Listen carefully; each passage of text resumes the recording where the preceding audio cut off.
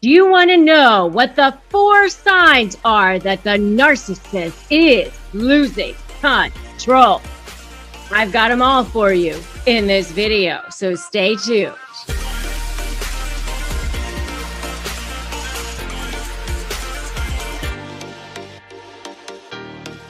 Hey, I'm Rebecca Zung. I am an attorney. I am an author. I am a narcissist negotiation expert, and I help you shift the dynamic and change the course of what it's like to deal with narcissists.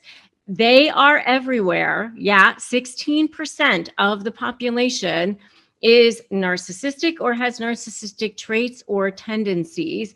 And that means almost all of us are dealing with them either in our personal lives, in divorces, in our businesses, as clients, everywhere. And so, what I'm doing here is I'm teaching you real tips and tricks and giving you actual resources so that you can shift the dynamic in dealing with them. And if that sounds good to you, make sure to subscribe and hit the notification bell.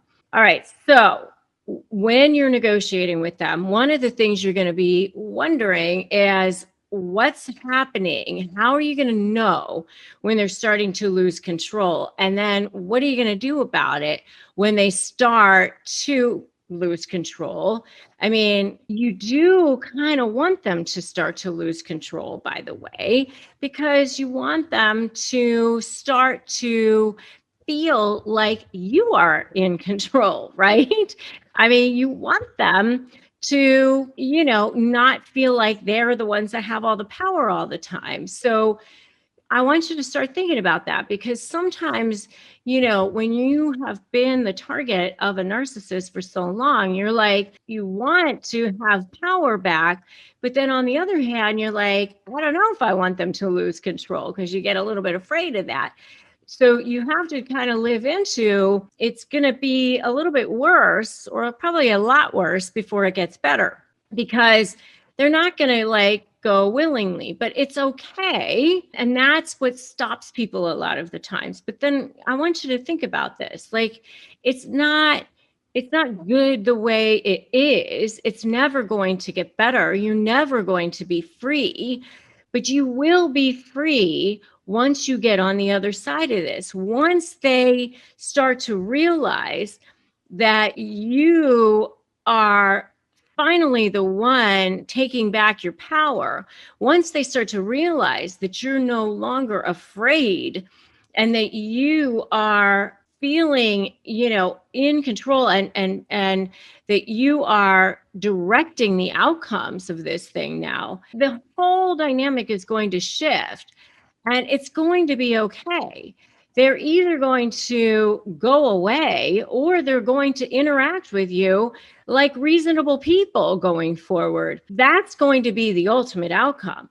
So the in between thing is going to be, it's going to get worse before it gets better. And I'm going to tell you, narcissists are always the worst before they're ready to give up, but they do eventually give up, and you will eventually come out of this thing unscathed. And they may eventually even want to come to the table with you. And, they might eventually actually even beg you to want to come to the table. Okay. But I just want you to be prepared for some of the things that you may see as you start to close in on them. You're going to create your strategy during the negotiation process. I go through my SLAY methodology in my program, which is strategy, leverage, anticipating what's going to happen, which is part of what I'm going to be talking about here. And then focusing on you, your case, and your position. And you're going to be going through all of that. And as you're doing that, they will start to become unglued and things are going to start to happen. But that's okay. I mean, that's what you want. That's the only way the dynamic is going to start to shift. Okay. Otherwise, it's going to just keep going the way it's going. And just remember that their objective is not to win. I mean, that's what you think. And their objective is not money, by the way. Their objective is supply. and they get supply from jerking you around and manipulating you. That's their objective, which means it's like the Barney song. It never ends. This is the song that never ends. It will never end. That's why these cases go on forever. And that's why it costs so much money, because it's the song that never ends. So you need them to lose control. You need their grip to start to loosen. That's the only way it's going to end. Okay. So what are the 4 signs that they're starting to lose control? Well, number 1 is they start suddenly love bombing you. Suddenly hoovering you. Suddenly, oh my goodness, suddenly they're so nice again. Suddenly they're so good to you. Suddenly you're best friends. Suddenly they want to reminisce about old times. Suddenly you're getting these little DMs or text messages, or suddenly they want to meet for coffee, or suddenly they want to talk about things in a rational person way, or what do we need lawyers for, or how come you're doing it like this, or all of a sudden they're just like, they act like nothing bad ever happened. That's another thing that you might see.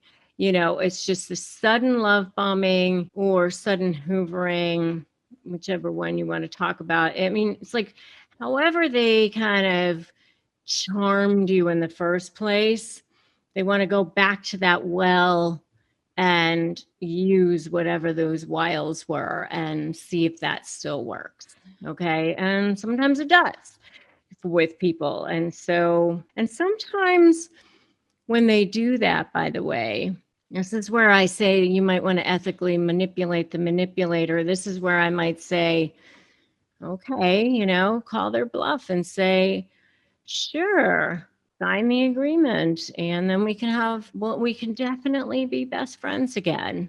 Absolutely. Sign the agreement. And then you'll see that their sudden little love bomb is probably, a manipulation, right? Okay. So that's number 1. Number two is the little sudden burst of love bombing and hoovering didn't work. So now let me just try increasing the devaluing. So let me just try like putting you down. Oh, you think you're so good at this. You totally suck at this. Oh, your lawyer sucks. You're gaining weight, like whatever. Like they just start saying like horrible things. The flying monkeys start, increasing, they start increasing their armies, beefing up their flying monkey armies. They start posting more on social media to show all the things and fun things they're doing that you're not a part of. And, all of this starts happening because, you said no to the Hoover or whatever. So, and more on this, by the way, in my video on what happens when you refuse the Hoover, if you want to check that video out, by the way. So that's number 2. Number 3 is, okay, like they're escalating, like they tried this, they tried that, like you just see how like they're starting to get more and more like desperate. This didn't work. Let me try something else. So number 3 is heightened, what I call lying, denying, projecting, and deflecting. So they all the bad stuff that they do, they just start turning it on. So the floodgates start to open, and however they were behaving during the relationship, it just is like on steroids. They just get worse in every way. I mean, so it's just more of all of the bad stuff. So more flying monkeys, more gaslighting, more intimidation tactics, more projecting of everything on you, more toxicity on every level, just more, because the love bombing didn't work. The more devaluing didn't work. you know, they tried like some of these other things. And so now it's just, I'm just going to get worse and worse and worse. And so the toxicity level just, it's like this tidal wave that's growing. So the next thing is the narcissistic rage, because you know they have that injury, that narcissistic injury, and you know they have that very fragile sense of self, and when it gets triggered and they're being ignored, and the things aren't working, they're like, you know, 2-year-olds that, okay, it's not happening, so let me have a tantrum. And so that rage comes flying out, and it just is, you know, however it comes flying out, whatever that looks like for that particular narcissist. So, you know, for every narcissist, it could be different. It could be something more passive aggressive. It could be something dangerous, even sometimes. I mean, it could be violence. It could be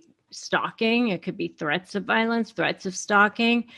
It could be hateful emails. It could be doing something detrimental to a business. If you're in a business relationship, I've seen, you know, business partners who have shut off the other person's email, who have shut off the access to internet, who have uh, turned off the electricity on them, gated off their office access, you know, locked them out of the office, you know, things like that. I mean, it goes on and on. I mean, you know, and then sometimes that even leads to a narcissistic collapse. And I do have a whole video on that. And, you know, it can get kind of scary, but, you know, if it's time for them to pay the piper, it's time, right? And if it's time, it's time. So I want you to put "it's time"